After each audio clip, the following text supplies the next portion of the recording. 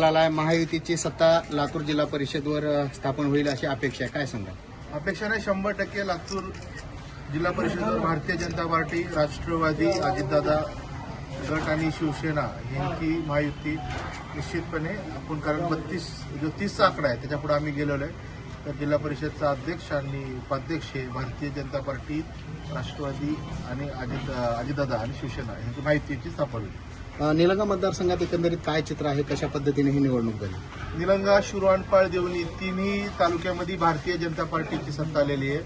निलंगा तालुक्यामध्ये 20 पैकी 13 हे भारतीय जनता पार्टीचे पंचायत समिती सदस्य आलेले आहेत. निलंगा तालुक्यामध्ये 10 जिल्हा परिषद सदस्य आहेत. 10 पैकी आपले 7 भारतीय जनता पार्टी आणि मित्र पक्षाचे आले आहेत आणि 3 काँग्रेसचे आलेले आहेत. देवणीमध्ये आपल्या 6 पंचायत समिती आहेत. 6 पैकी 5 हे महायुतीचे आलेले आहेत आणि 3 जिल्हा परिषद सदस्य आहेत. 3 पैकी 2 हे भारतीय जनता पार्टीचे आले आहेत. शिवरानपाळीमध्ये 2 जिल्हा परिषद सदस्य आहेत, त्याच्यामध्ये 1 भारतीय जनता पार्टी आणि 1 काँग्रेसचे आलेले आहेत. तिथंही 4ही पंचायत समिती आमच्या महायुतीचे आलेले आहेत. 2 भाजप, 1 शिवसेना आणि 1 एनसीपी दादा गट.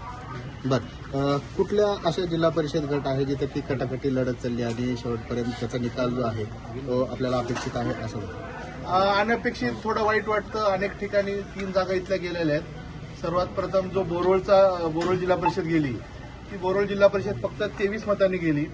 औराद जिल्हा परिषद अपेक्षित नव्हतं, फक्त एका गावामुळं आपलं औराद जिल्हा परिषद गेली. अनेक गावांमधलं तिथं मताधिक्य होतं, फक्त काही 1-2 बूथ मायनस गेल्यामुळं औराद जिल्हा परिषद अगदी 1,400 मतांनी गेली. 23 मतांनी आमची ही गेली आणि एकंदरीत सर्व ठिकाणी यश अपयश निवडणुकीचं आहे.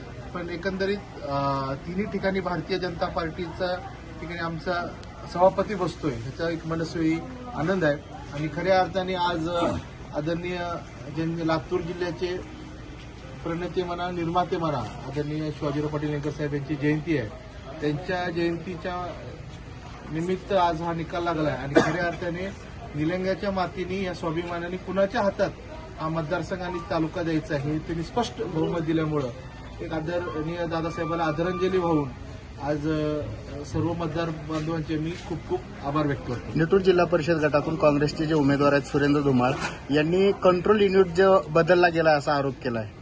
कंट्रोल युनिट नाही, आता पराभव झाले तर आता आमचे पण काही ठिकाणी पराभव झाला. असं नाही की त्यांचा कंट्रोल खूप मतांनी पराभव झालेला आहे त्यांचा, तर त्याच्या असं नाही यश अपयश येतात, तर अपयश आल्यानंतर ते हसत स्वीकारावं. आम्हाला पण अनेक ठिकाणी अपेक्षित नव्हतं अपयश आलेलं आहे, तर ते मतदार राजा असतो. जे त्यांनी कौल दिला आहे तो स्वीकारून आपण त्याच्यामध्ये कसं सुधारणा करता येईल आणि लोकसेवेमध्ये कशी जास्त अजून लोकांमध्ये सेवा देता येईल त्याच्यामध्ये एक आनंद वाटतो.